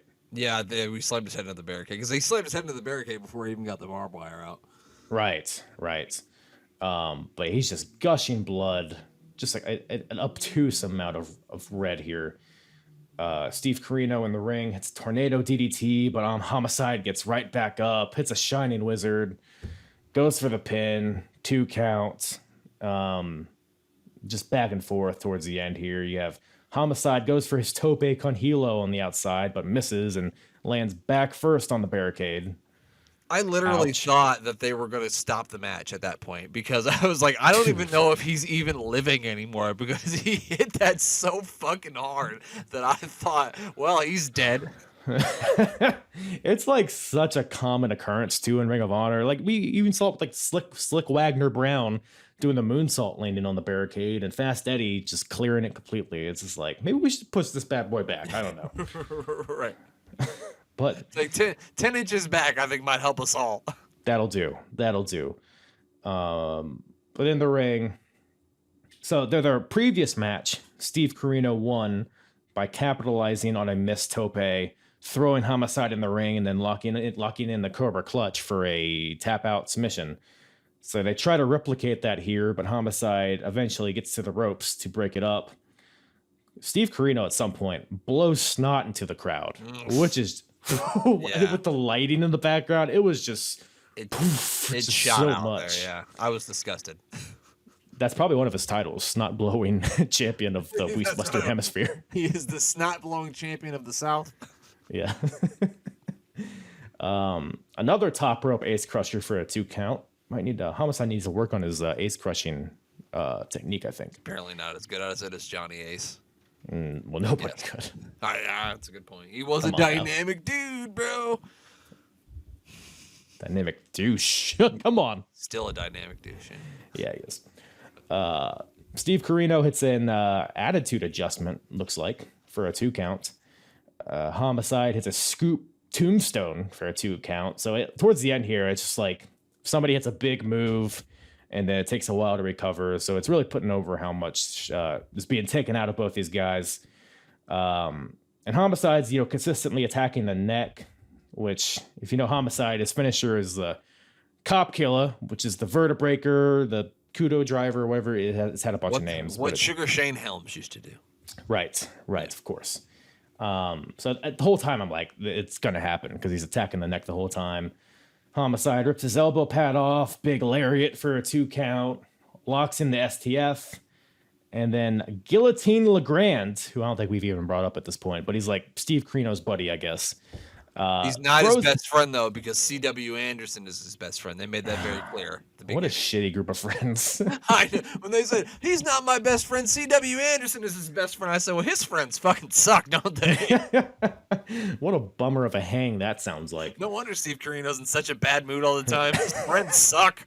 Just hanging around a bunch of duds. Yeah. They might be good guys. Who knows? But, I mean, you got if with the name Guillotine, you got to be a pretty cool guy, I guess. Well, I don't know. Look at his face. He looks like he does weird things in movie theaters. Just saying. Doesn't he look like he's the guy in the back tugging at the movie theater? That's him. Yeah, he has creepy stepdad vibes for sure. He absolutely does. Absolutely. Like I can smell him. You know, you know exactly what he smells like. Yeah, like cigarettes and bacon. Right. It's not like bad, but it's like strong. Right. And it's not good. but he ends up throwing in the towel. So this leads to the submission of Steve Corino. So Homicide gets the win, even though he's lost gallons of blood. And I don't know, man, just the visual of Homicide standing over Steve Corino. He has like a bottle of water. He's pouring it on him. It's no, what was it, rubbing alcohol from Yeah, no rubbing 2014. But we got built to that. We got 10 we years got to to work build our to way to rubbing alcohol. Just an awesome visual at the end here, and crazy match. Absolutely. If you're going to go back and watch any match on these two shows, if you're going to pick just one, that's the one to do it. Yeah, it was insane. I think they even have a couple more. Who knows? But I'm sure. Homicide is a crazy fella, some may say. But let's talk about Dan Moff, shall we? Let's. So a member of the Prophecy, of course. I'd heard. And the first night, of course, he was involved in that tag title main event. Not successful, but he was there. But the second night, so that whole match we just went over was not the main event. The main event, the match that had to follow that, was Dan Moff versus Low Key. Which, like, okay, they're fine. But why are they following that? Or even like CM Punk and Samoa Joe, put that in the main event. But with how it finished, I guess it makes sense in some sort of way. I don't know. But we gotta talk about this. It doesn't make sense, and because like that match, because like the match they had in the co-main event was like a big blood feud. They had been feuding for months, and we're gonna have a no DQ match. And with the way this ended, wouldn't it have made more sense for that to be the second to last match? I don't know. It just Like I was watching the Homicide match, and I'm thinking they don't have time even for the Dan Moff. That something must happen, and this must not happen. But to my surprise, it did. Yeah, but Dan Moff really built this match up, and so it's been like, so Dan Moff, he was like buddies with Low Key and Homicide and a couple other guys, like a bunch of guys from New York. They had this whole like clique. But then Dan Moff turned on them, joined the Prophecy with Christopher Daniels and all the other Prophecy people. So Low Key was offended that he would turn his back on his brother like that. But then Dan Moff's like, look, I've just been a background character, a bodyguard type. Now it's my time to shine. And he's going to show Low Key in this match. And then he cuts his promo. And like the stuff I just talked about, he says. But then he goes on to take it to another level. But to sum up. Actually, you know what? Can you sum it up, please? He says he's going on and on about how he just Loki is driving him crazy. Everything about Loki is driving him crazy. He's sitting in his own home, the comfort of his own home. And he's gonna go tuck his child into bed at night, right? And like every normal person does, he said this, like every father does, he asked his daughter, who's the best wrestler in the world? Kyle, I know you don't have any kids. I have a couple of kids. Every night before when I tuck them into bed, I don't tuck them into bed because they're teenagers, but if I did, I would ask them, who's the greatest wrestler in the world? Because that's what parents do. Right. And his daughter said Loki, and he was so angry that he basically said he wanted to whoop his daughter's ass.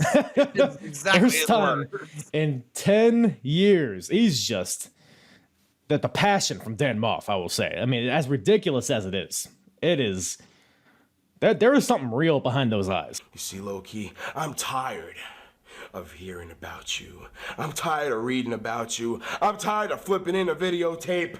I'm tired of your little stupid music playing and the people chanting low key, low key, low key, low key, low key. Piss on Low Key! Piss on you, my man! I'm sick and tired of this garbage! It's my turn! It's my time! And then I came to the sickest realization of them all. Just the other night, I was sitting in my house, in the privacy of my own goddamn house. And I go to tuck my daughter in before she goes into bed. And I say to her, just as a daddy would say, just as fooling around terms, I say, honey, who's your favorite wrestler? Who's the best wrestler of all time?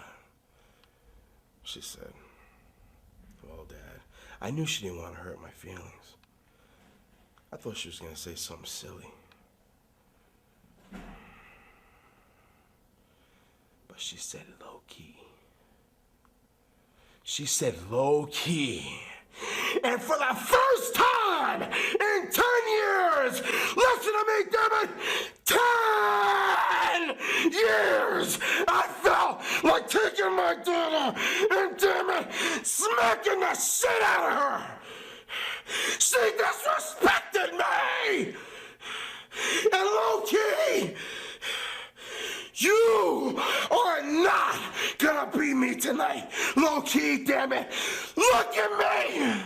Because in order for you to beat me, you son of a bitch, you're gonna have to kill me. With every ounce of breath that I have in my body, I'm gonna fight. I ain't gonna give up. I ain't gonna tap. And I ain't gonna lay down for you. Because you son of a bitch, as I stand before you, and your egotistical, self-righteous ass looks up at me when for a change you are looking up at the lights and I'm standing over you and my music plays. You will say, it is true, Dan Moff has grown up. But in closing, I'm gonna tell you this, my friend. If you plan on trying to take Dan Moff out, you better clock in and pack a lunch, my man, because it's an all-day job. It ain't gonna be easy, low-key. I done grew up. I ain't the same little kid that used to follow you around. They used to run around with you.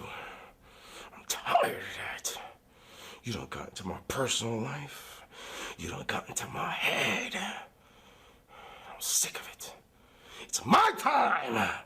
Now! My time! All you can do is be ready. Man, that there was craziness in that guy's mind, and it really came off. It was like I wasn't expecting that at all. He said he wanted to smack the shit out of his 10-year-old daughter. Is like, okay, this is how we're building up to this match, and I guess it would have worked had the match been before the fucking street fight, I guess. But it is what it is. But we get to the main event of night 2 of Bitter Friends, Stiffer Enemies, which is a hell of a name, pal, by the way. Goddamn. Got any stiff jokes? You. Okay. Touche. But Low-key versus Dan Moff to finish out the second night. And Dan Moff, Pearl Harbor's the beginning with attacking Low-key in the aisleway. And they get in the ring. Some stiff slaps, slap battles, some lariats. Key has his kicks, of course. But then ultimately, Low-key hits a springboard kick onto Dan Moff in the head. Knocks out Dan Moff. Makes him stiff. I guess that's where the title comes from. There we go. We did it. And we're connecting lots of dots on this podcast. We really are. We are. We're really just. We need to like somebody throw the. Myself. By the way, do you watch Young Rock? I haven't. I've seen a few episodes. I need to watch more of it because it is pretty funny. Wait, it wasn't Barry Horowitz. It was the Brooklyn Brawler, but Colt Cabana.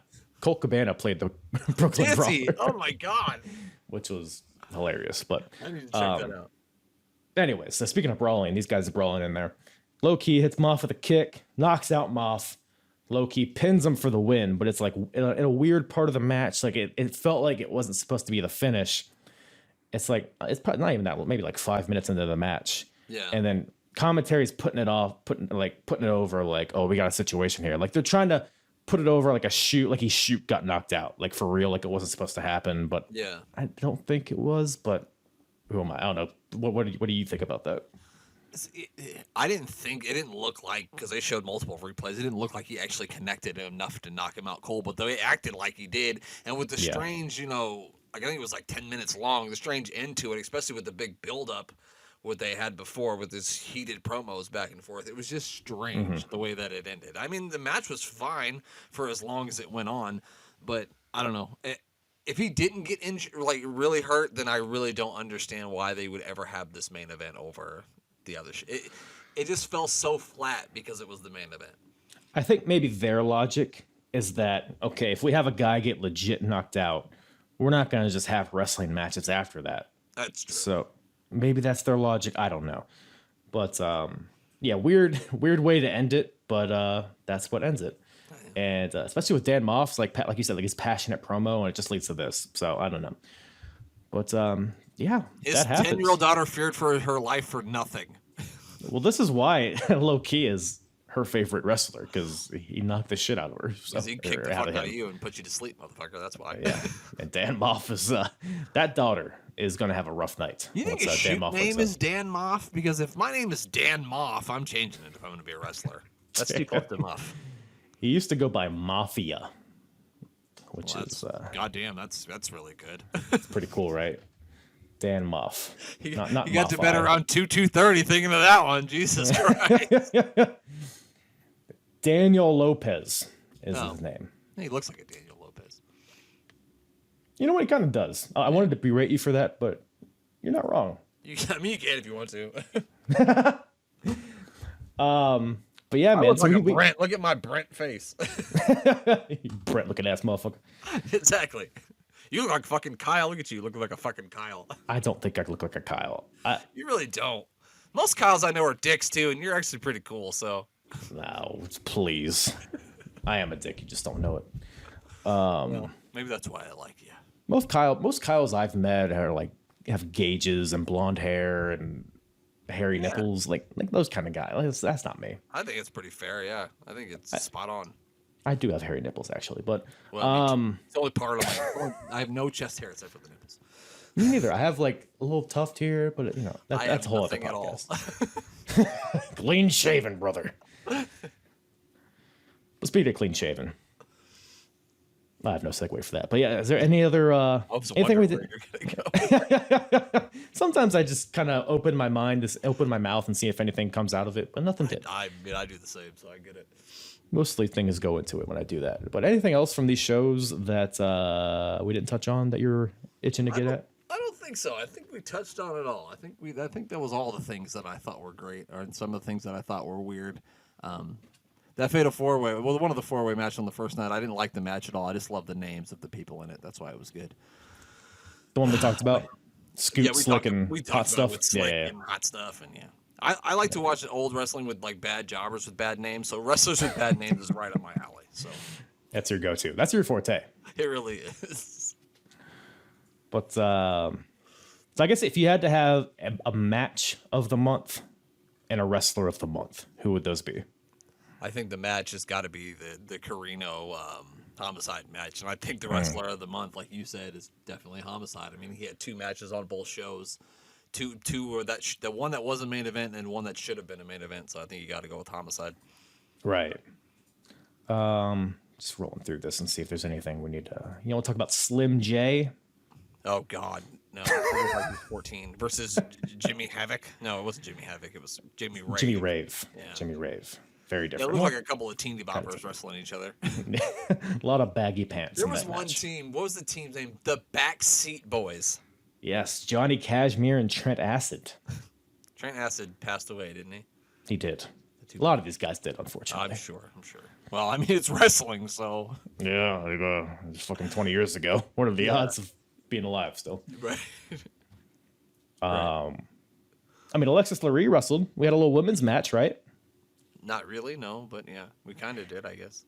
I mean, Alexis got Mickie James, for those unaware, got in the ring, and then Special K attacked her, and then Becky Bayless, who is a lady member of Special K, tried to because they had a match, I guess, but then Alexis Lurie's a wrestler and Becky is not, so Mickie got the quick win there, and then got date raped afterwards. So. Somebody call the authorities. Those fucking Special K guys are up to no good. Nah, I think statute of limitations has run out, maybe. I don't know. Darn it. Someone call Nick Aldis. Maybe he can take care of this. Don't tell Nick. He's going to go find Hijinks and Cloudy and all of that I'm sure crew. Most of those guys are probably dead, too. Let's hope so. But, yeah, man, I think that pretty much ties a bow on it. I think I pretty much covered it, but... Yeah. We covered it. We tried to cover it, but I mean, as always, it's a work in progress the way we do this. But speaking of which, seamless. Anytime anyone says like I'm a work in progress, it's a work in progress on TV, I go, yeah, it is every time. And everybody around you is like, what? Who the fuck is yeah. Who invited this guy? But once again, Brent, thank you for coming on the show, talking some wrestling. Where can everybody find you and your lovely, lovely podcast? I am on Twitter and Instagram at AWIPod. We do a live show every Friday. It's at 10 p.m. Eastern Time right after SmackDown, twitch.tv/AWIPod, or we do it on Twitter too. And yeah, Kyle's going to be coming on our show soon. We're going to do the AWIPod Rumble. We're going to draw numbers, and we're going to play a fun Royal Rumble drinking game. So be on the lookout for that. Hell yeah. And give my tag team partner, my co-host, the Mayor of Canton, a follow too, at Mayor of Canton on Twitter. That's it. That's all I got. He's a sweet boy. He is, and he does like a thing every Thursday where he goes to a different fast food place and tries something. So check that out too. Oh, what was this most recent one? I don't remember the most recent one. I know he's been to Culver's. Did they have Culver's where you live? I've heard of it. I don't think they have them around here though. If you go to a place that has a Culver's, make sure you check out Culver's because it is delicious. What is your okay, In-N-Out, Whataburger, Five Guys. Where are you going? Okay, so we don't have In-N-Out, and I've never been to a place that has In-N-Out. I've had Whataburger because I went down to Dallas a couple years ago, and I've had Five Guys. And I'm going to go with Five Guys. Five Guys bacon burger is the best for me. Yeah, I suppose. I think Whataburger is definitely a better value because Five Guys is like unnecessarily expensive. I actually haven't been in a while, but I'm not a big fan of their fries either, Five Guys. Me neither. So Culver's burgers put Five Guys to shame, and their fries put Five Guys to shame. If you ever in a place that has a Culver's, it's mostly Midwest, I think, go to Culver's. It's delicious. Right. Yeah, I mean, the only time I'm putting Five Guys inside me is... Ooh, once again, thank you to Brent. I don't know why I did that. Well, but I'm having a stroke. Thank you once again to Brent from the Work in Progress podcast for joining me on this splendiferous episode. Always a good time with Brent. If you want to hear more of him and his co-hosts, and if you consider yourself a work in progress, I strongly suggest you could check out his podcast, the A Work in Progress podcast. You can find him on Twitter at AWIPod on Twitter. And all of his info in the description. All my info in the description. The cards of these shows are in the description. The Krabby Patty secret formulas in the description. All of it. So go down there, check that out. And twiddle my nipples, call me a bitch, and that'll wrap it up, I think. So, so unnecessary. Thank you guys once again for listening. I do love you all. I appreciate you all. I cherish you all. And I love you all.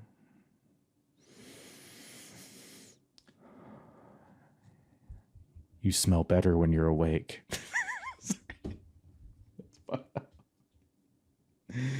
I'm probably the only one laughing here, but that's all that matters, right? This thing's loose. Cocksucker, my mic's about to fall over. I also need a goddamn haircut. Who am I coming out here like a fucking... Look at the curl. Look at the curl action over the ears.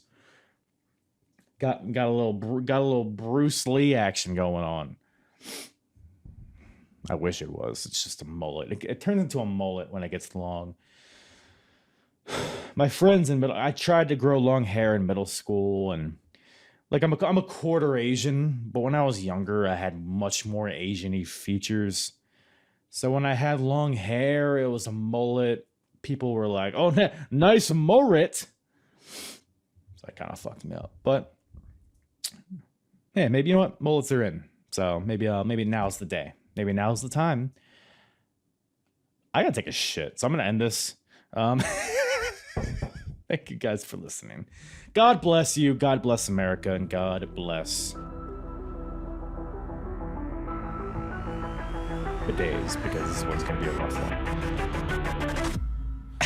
Yeah. I'm hard. The hardest, talk around and disregard it. Strip you off the ground, show you what hard is. Standing strong and proud, nothing I guess. Let's get it started. It's the hardest, talk around and disregard it. Strip you off the ground, show you what hard is. Standing strong and proud, nothing I guess. Let's get it started.